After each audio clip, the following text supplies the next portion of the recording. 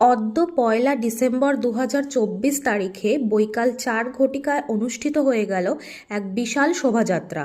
এই শোভাযাত্রার উদ্দেশ্য ছিল আগামী ৪ঠা ও ৫ই ডিসেম্বর রেল কর্মচারীদের যে সিক্রেট ব্যালট ইলেকশন রয়েছে তার অন্তিম প্রচার। এই শোভাযাত্রায় উপস্থিত ছিলেন ইস্টার্ন রেলওয়ে মেন্স কংগ্রেসের কেন্দ্রীয় নেতা মাননীয় বিনোদ শর্মা মহাশয়, মাননীয় রবীন দাস মহাশয় এবং মাননীয় চিরঞ্জিত চ্যাটার্জি মহাশয় ও ইআরএমসির অন্যান্য সদস্যগণ।